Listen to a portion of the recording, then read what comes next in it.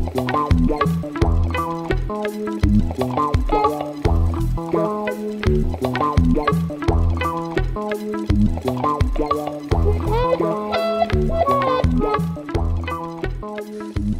so I will start by recalling some very classical facts about stable maps from one surface to another surface. So the story begins with the work of Whitney in 1955.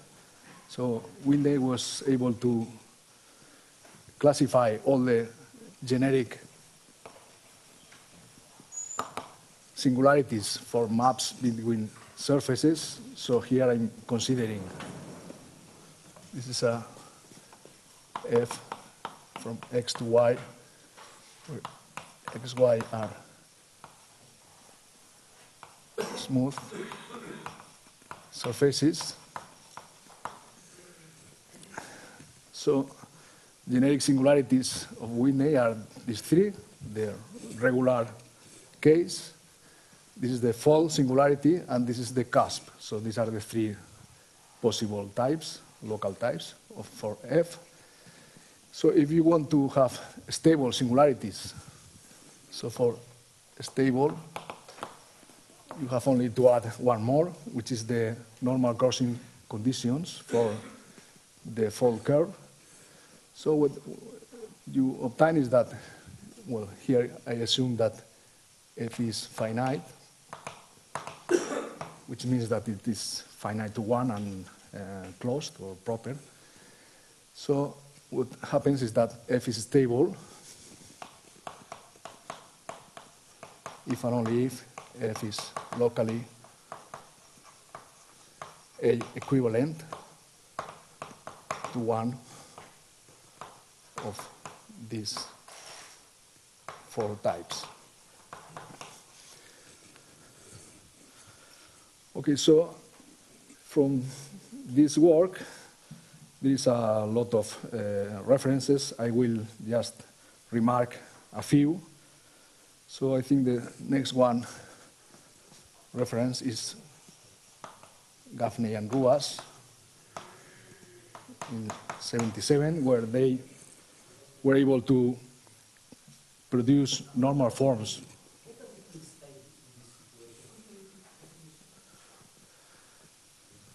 So stable means, oh, I didn't define stable, but stable means that any deformation of F is trivial, is atrivial. So if you deform, sorry?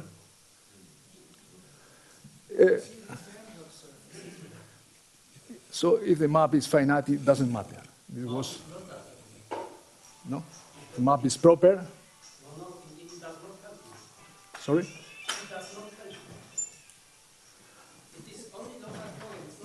Well, so locally stable.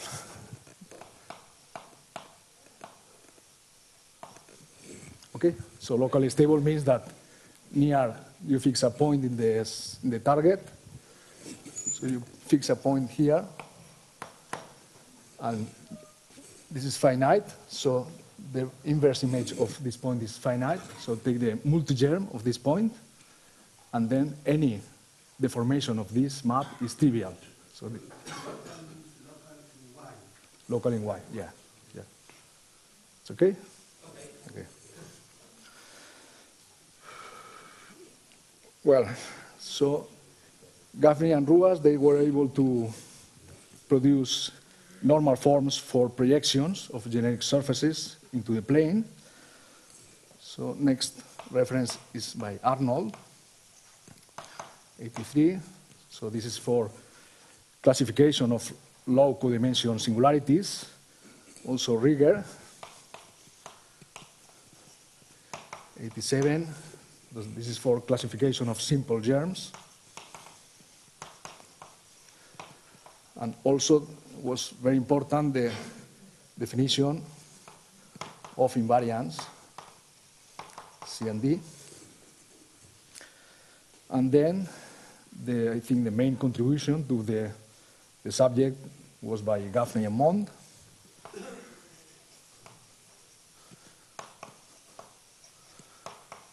There are two papers here. One is for the study of the geometry of the singularities when you deform the map. So this was very important.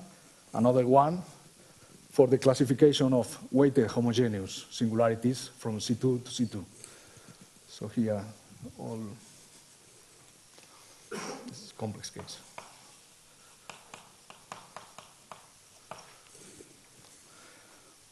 Okay, so the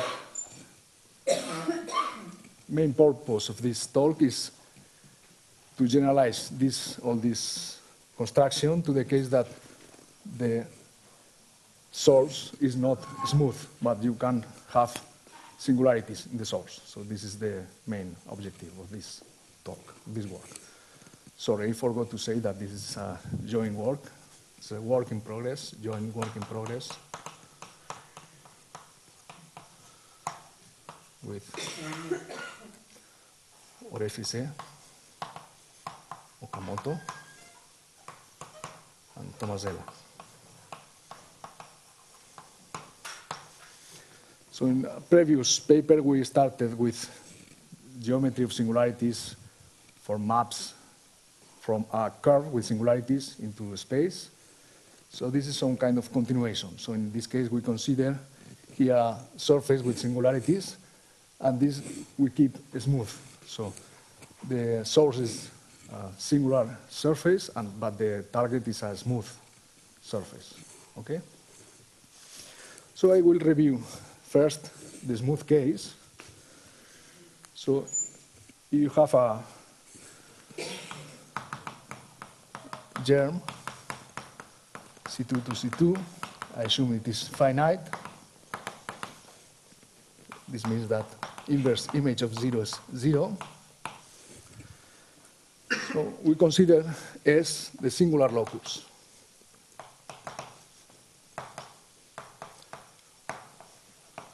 So this is a plane curve, which we consider with the analytic structure given by Jacobian. So this is Jacobian of F. So you define plane curve. And we also consider delta is the discriminant,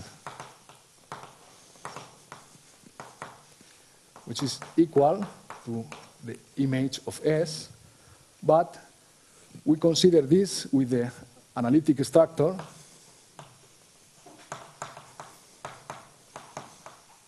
of fitting ideals of the restriction of F to the singular locus. So if the map is finite, this is always well defined, but the image is not always reduced. It depends on S and depends on F. Okay. So the first result is that F is stable. So stable means that any deformation of F is trivial if and only if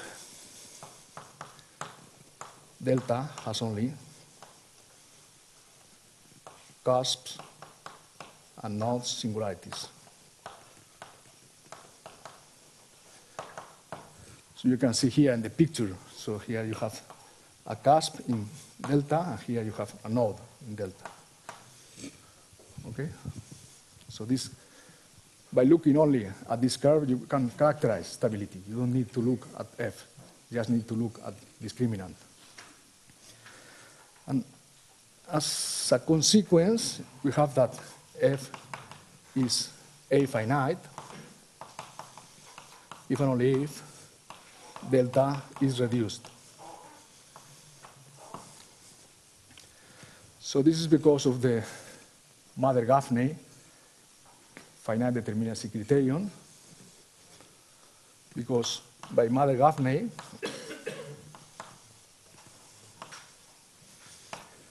finite, A-finite means that F has isolated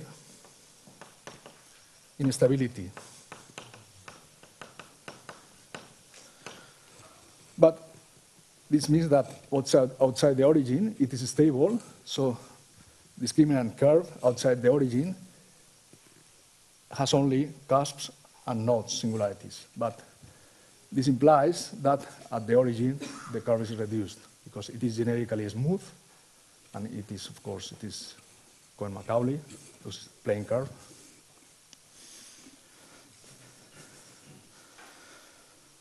Okay, in general, if f is not stable, but if f is finite,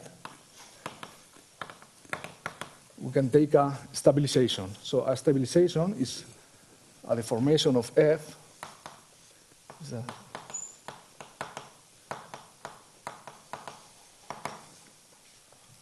So deformation of,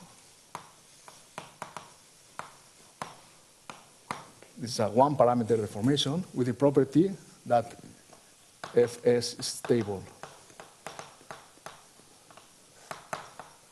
for s distinct from 0. Then we can define two invariants, which are C and D. So this is the number of cusps of the discriminant of the stabilization, and this is the number of nodes.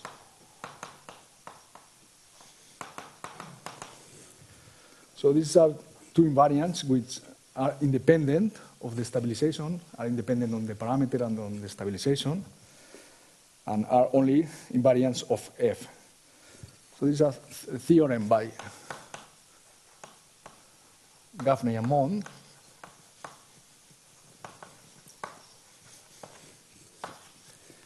Is that you have two formulas which relate the invariants. The first one is that mu of delta minus mu of s equal twice c plus d. And the second one is that c equal mu of s plus m0 minus 2. Here, m0 is the degree of f, so the degree, local degree of f, okay? So this has corollaries.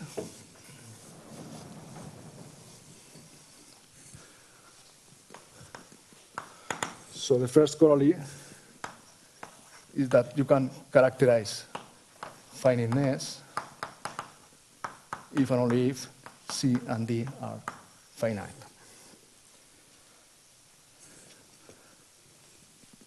The second one is that C and D are, in fact, topological invariants of F. This means that if you take homeomorphisms in the source and target, these two numbers remain invariant. This is because the Milnor number of the singular locus, the Milnor number of the discriminant, and the degree, the three are topological invariants. So you can obtain C and D from these other invariants. And another thing is that C and D are easy to compute. I will put an example. So, for instance, you take fxy equal x y4 plus xy. For this example, multiplicity is equal 4. Jacobian is easy to compute. It's 1 y 0 for y cube plus x for y. So this is a smooth curve. So Milnor number of s equals 0. And if we compute discriminant, f of xy equal to minus 4y cube y4 plus minus 4y cube y, which is minus 4y cube minus 3y4. So we have a ICIS singularity in the plane. Okay? So mu of delta equal 6. Then C equal mu of S plus m0 minus 2 equal 2, and d equal 1/2 mu of delta minus mu of s minus c. This is equal 6, 0, so this is 2 equal 1. In fact, in this case, it's not difficult to find a stabilization of this map germ. Just take fs of xy equal x y4 plus xy plus sy squared. Then, in that case, now s of s equal 4 pi q plus x plus 2 sy equals 0. And this is parameterized by minus 4y cube minus 2 sy.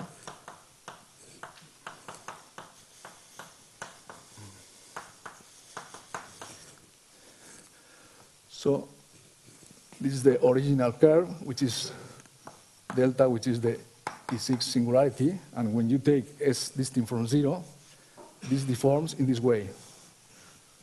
So you have here one node and here two cusps. Okay? Well, the second important theorem that I want to generalize is about equisingularity. So it's a theorem, Gaffney. Assume now that you have a one-parameter family. So assume that the family is origin-preserving, so you have a family from C20 to C20. So they are equivalent.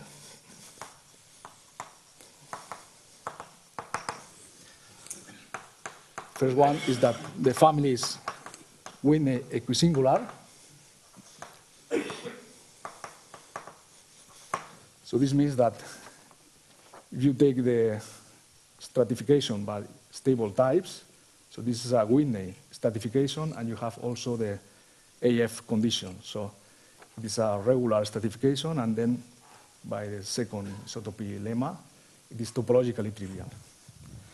So so this implies that the family is topologically trivial, but in fact, it is equivalent in these dimensions. So this is you have 1 implies 2 in general, but in general, you have examples that 2 doesn't imply 1. So the third one is that to control this condition, you only need the constancy of the Milnor number of the discriminant curve. And finally, is that the constancy of the invariants C and D. So these 4 conditions are equivalent. I think, if I'm not wrong, I think that maybe this implication is not only Gaffney, but Gaffney and Mon, because you have to use the formulas of the theorem to prove this. Okay? Okay, so this is the review for the smooth case. So the main purpose of this work is to generalize this to the case that the source is not smooth, but you have singularities. Okay?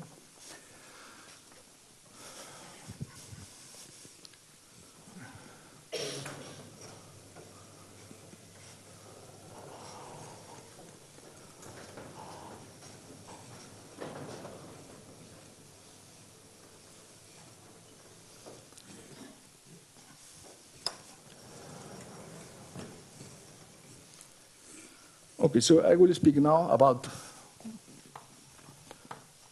maps on ICIS. So the idea is to take a map from a surface with singularities, with, I assume, isolated singularities, into a smooth surface. And I want to deform simultaneously the map and the and the variety and the surface with singularities. So I want to simultaneously deform both things. So I need a good deformation theory. So this is the reason that we restrict to ICIS, because in this case you have a good deformation theory. Okay? So I will explain here. So this is based in a work by Montaldi, 91. So I will explain the general setup. For the general setup, I consider X, this is a ICIS dimension D, embedded in Cn. So given two maps, F and F prime, from X0 to Cp, we say they are equivalent if there is a commutative diagram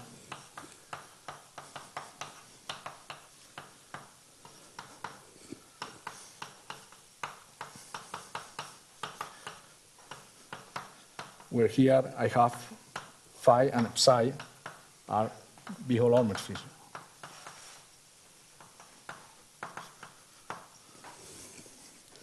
So this is the definition of the A equivalence.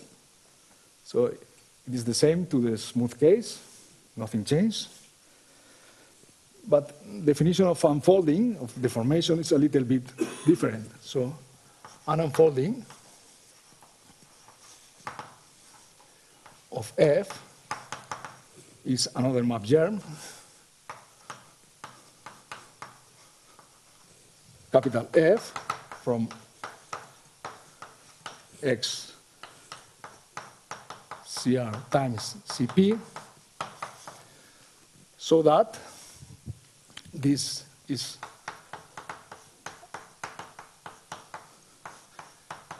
a flat deformation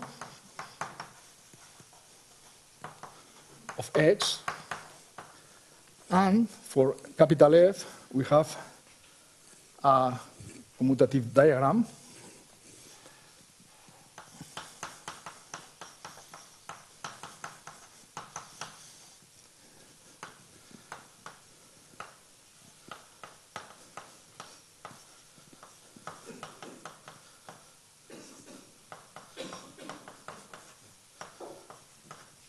I put here F, I put here capital F. Here I have the inclusions, and here I have the projections. This is pi, and this is P1, projection onto the first factor. So this diagram has to be commutative, okay? Well, for simplicity, I will assume that my deformation of the surface is embedded in CR times Cn, and I can also assume that my projection pi is given by pi of ux equal u, okay? This is always possible. You can choose coordinates in this way. So if we have this situation, then my capital F has this format. This is equal to fu of x, and such that f0 equal f. So in the smooth case, this is the classical definition of unfolding. Well, for each u, I can define xu as the fiber of pi in u. This is the deformation of the original variety, and fu from xu to cp. Okay, so now I can define also. Here on the left-hand side, the f primes also defined on the same x. Yeah, same x. You wanted to deform the x. Yeah, I want to deform, but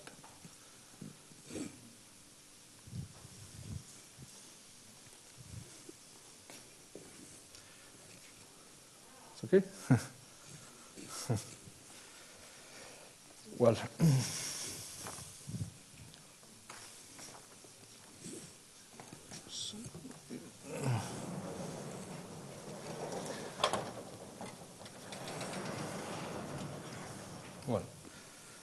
so I have definition of A equivalent unfoldings. So you have two unfoldings.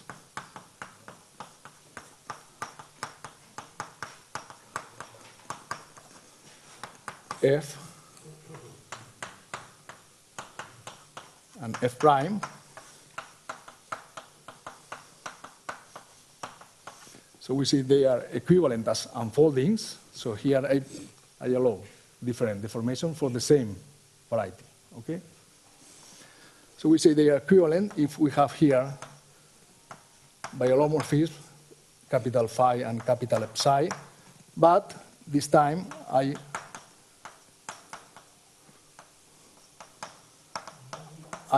assume that these preserve fibers.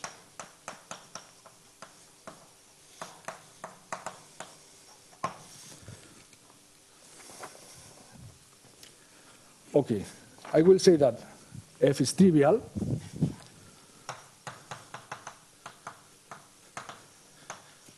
if it is equivalent to the constant unfolding.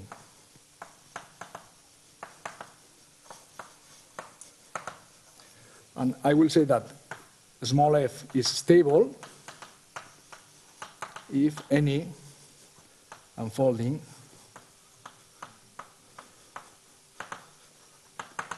is trivial.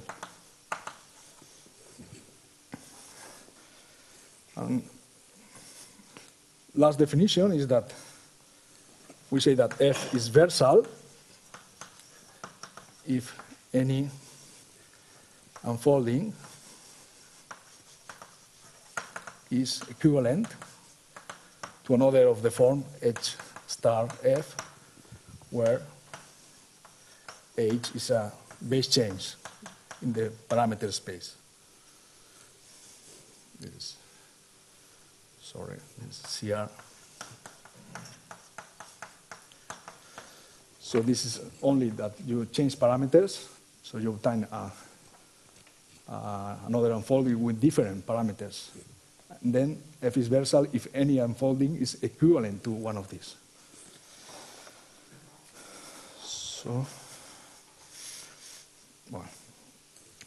So now I will recall the infinitesimal approach.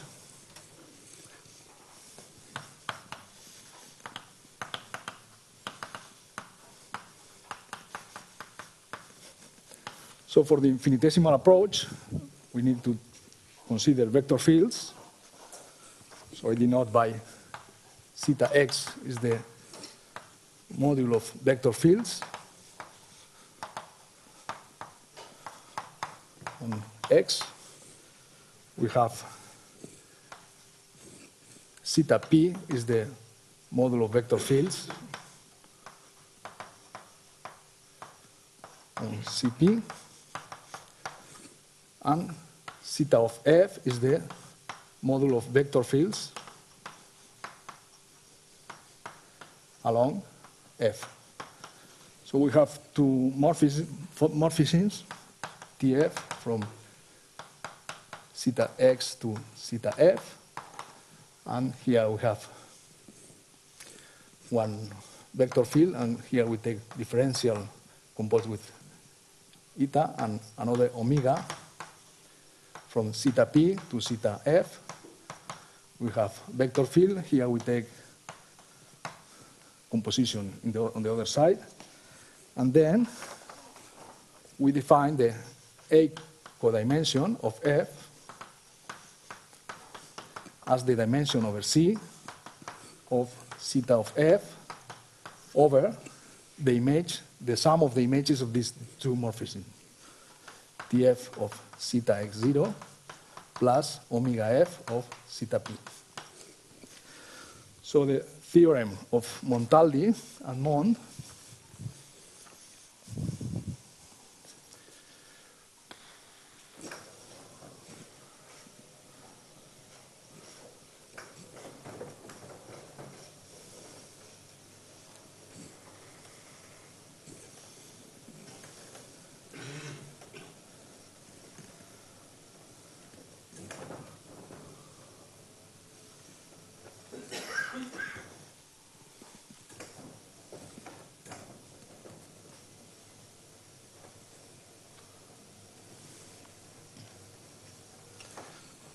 continue here.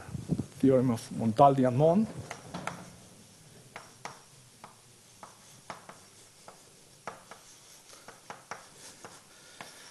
Is that the minimal number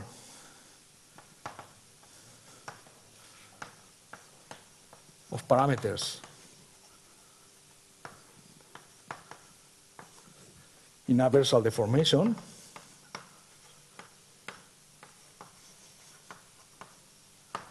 is equal to this codimension plus tau of x0. So this tau is the Turing number of x, which is the minimal number of parameters in a versal deformation of x. So this is the contribution of the variety, and this is the contribution of the map. So you need the total number of parameters. You need to control both things, the variety and the map. Okay? So we have some corollaries of this.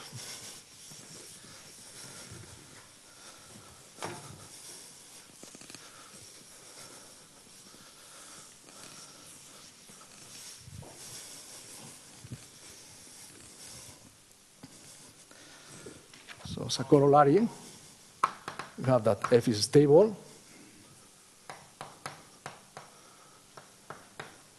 if and only if x is smooth and f is stable in the usual sense. Yes, this is because stable means that the number of parameters is 0, but to be 0, you need that this is 0 and this is 0. So this has to be smooth, and this is the usual codimension. So the map has to be stable in the usual sense. The second one is that f is a finite. So this means that a codimension is finite if and only if f has isolated singularity. So this is consequence of the first corollary and also of the Mathe-Gaffney criterion.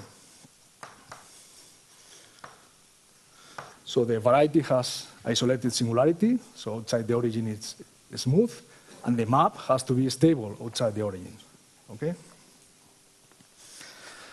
Well, finally, another consequence is that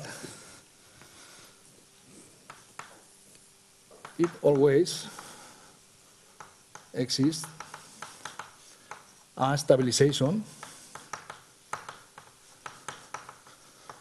of f if f is a finite and we are in the range of the nice dimensions of matter.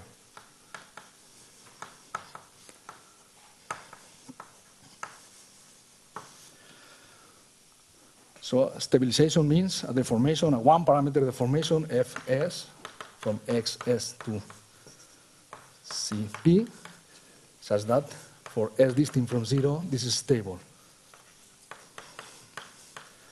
So here, this is a smoothing of the original ICIS, and this is a stabilization. Okay? Moreover, the topological type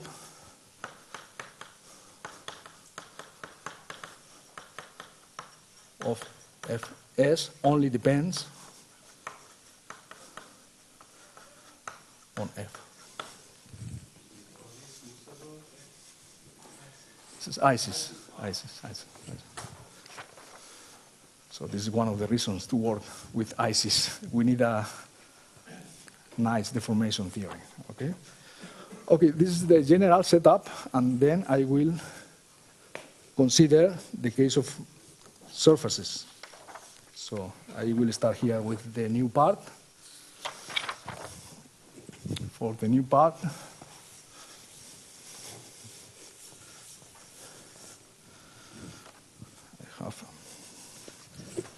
so I consider now maps between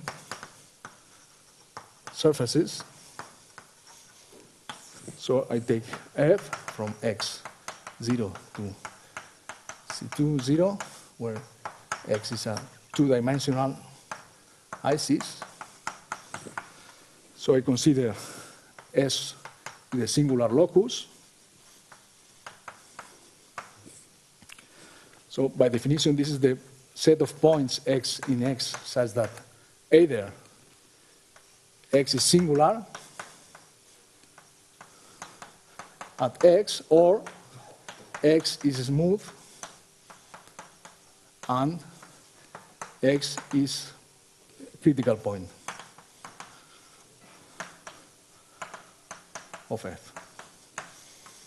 So this is analytic set, but we consider it with possibly non-reduced structure. So we consider here a structure given by G1, Gn minus 2. So I assume that X is the set of zeros of G1, Gn minus 2.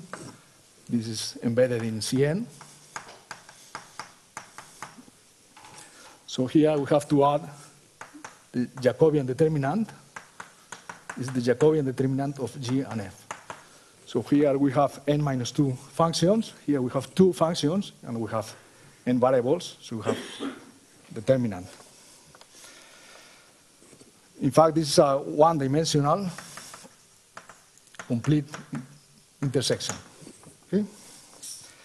And we also consider delta is the image of S, but with a structure given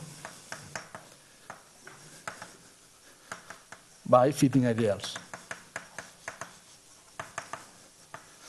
So again, this structure is not always reduced. Depends on S and depends on F.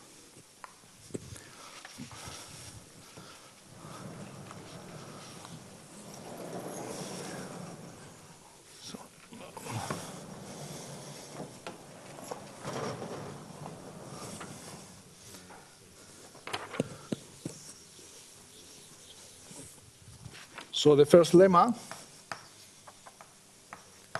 is that F is A-finite if and only if discriminant is reduced.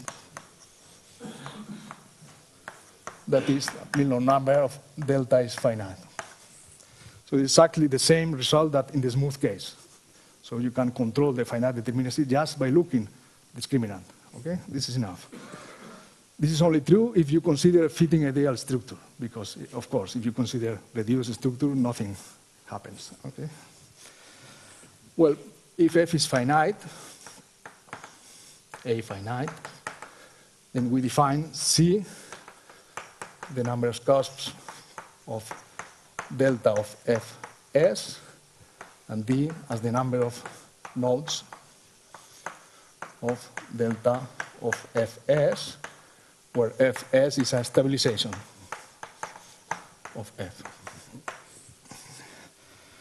So the second lemma is that mu of delta minus mu of S is twice C plus D. So it's exactly the same result that in the smooth case. The proof is not difficult because in this case we have that for S distinct from 0, SS is smooth. So when you consider all the family, you have a normal surface. So a singular set of the unfolding is a normal surface. And this is has only cusps and nodes. And moreover, the restriction, this is generically one-to-one. This is because the stability. Then we have a formula for, which is, I think is due to Lejeune, and Tessier, which gives the delta of the delta invariant of delta minus the delta invariant of S is equal to the sum of the delta invariants at all points. But, of course, here you have only cusps and nodes. And delta invariant for a cusp is 1, delta invariant for a node is 1. So this is exactly equal to C plus D. For the Milnor number, you observe that the number of branches is the same here and here. Here and here is the same number of branches because map is generically 1 to 1. And then just use Milnor formula. Okay? Well, the second theorem, second result,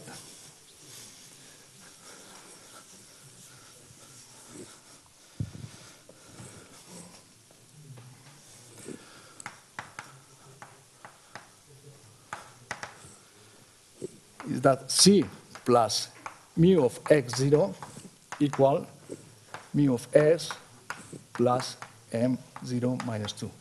So here M is the degree of F. So this is a different formula. So the difference is the contribution of the Milnor number of X. So in the smooth case, this is equal to 0 and you recover the Gaffney and Mond formula. But for the singular case, you have to add this Milnor number. So I not have time for the proof. So I will just comment corollaries.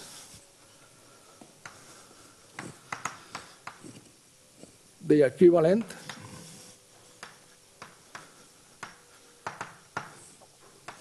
first that F is a finite. Second is that this is finite, and third is that C and D are both finite. So the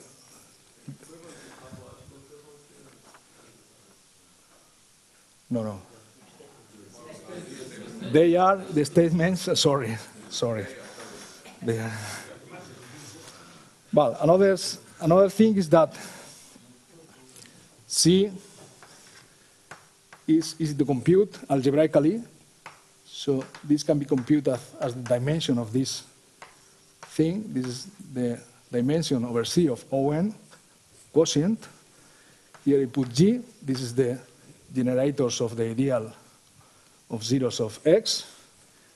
And here I put Jacobian of G, F, and J, where J is the Jacobian of F and G. So you take the second Jacobian. So you add the first Jacobian, and then you take derivatives again.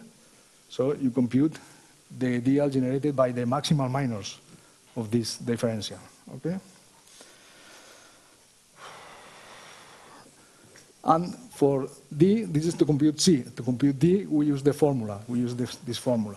So once you have C, then from this formula you can have D.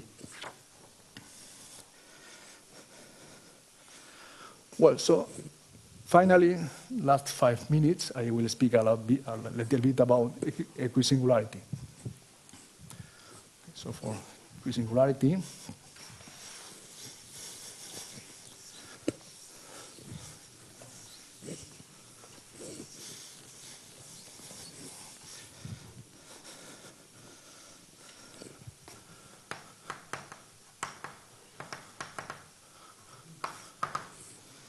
so now I consider an unfolding F from x0 to C times C2. This is a one parameter unfolding. And for equisingularity, I have to assume that the unfolding preserves the origin. This means that for xt, 0 is a singular point of xt, and also that ft of 0 is equal to 0. So we have a one-parameter family, ft, from xt 0 into C2. So here I deform both xt and ft. So we say that this family is good, means that, well,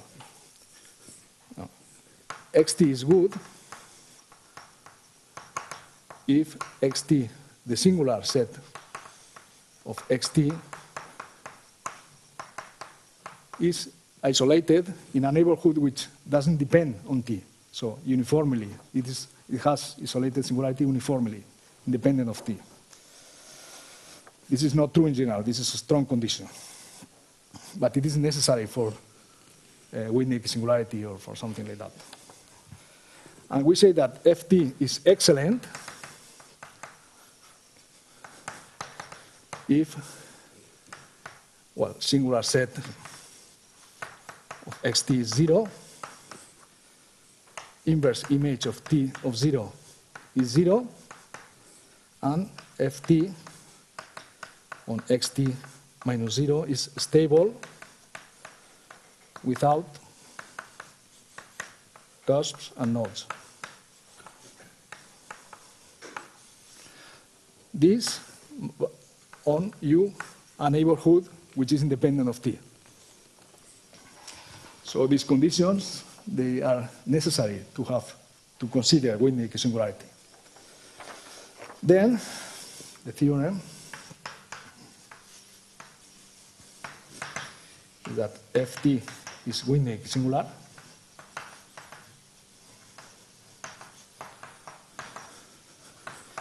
if and only if the following invariants are constant.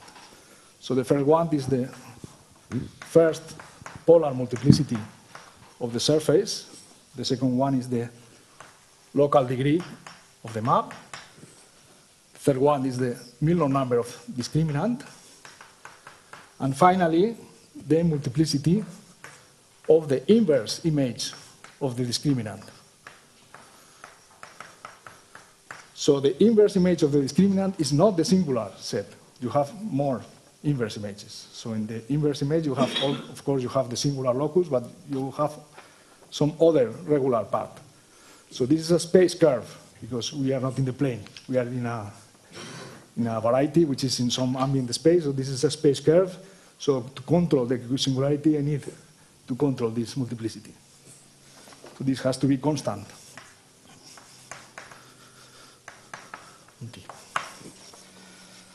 And just to finish, I have 1 minute. Sorry. Just an application.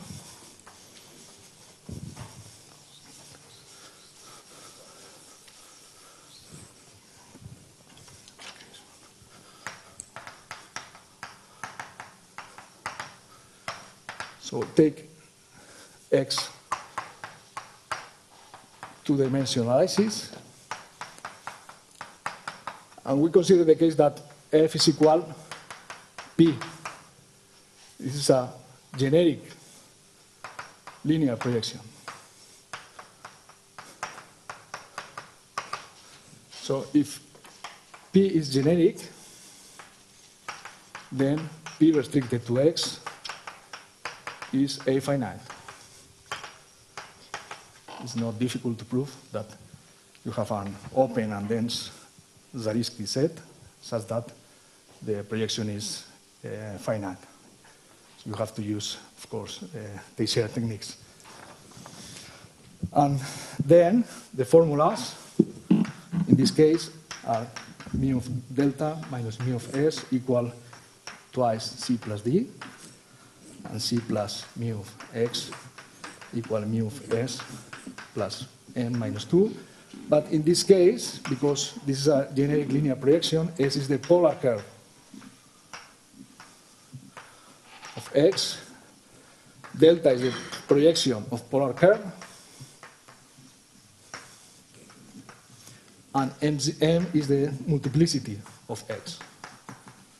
So you have this formula just for one two-dimensional ICIS. Okay, I think I will stop here. Thank you.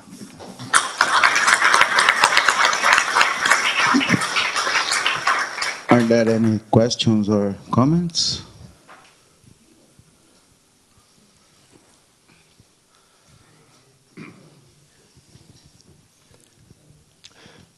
Did you have any other applications in mind? I thought about this stuff a long time ago, and I never was able to focused enough to get it through, so I'm glad to see you're doing it. But one of the applications I had in mind was that if you have a family of generic projections from a family of ICIS, Yeah. and you prove that the discriminants are topologically equivalent, then that means the family is risky equisingular. Yeah. And then Villamayor has a theorem that says that if there's risky equisingular, you get simultaneous resolution of the family of ICIS. Yeah. So I think that would be interesting to push forward in higher dimensions, where you can study, with your machinery, you can study generic projections and proves risky equisingularity holds. Yeah. Yeah, I say that this is work in progress still, but I think you can use, this is the general theorem for any map, for any family of maps, but of course, if you are in the case of a family of projections, linear generic projections, then you can do more, of course, and maybe some of these invariants can be avoided. You need less invariants in the case of a generic linear projection, but I don't know yet.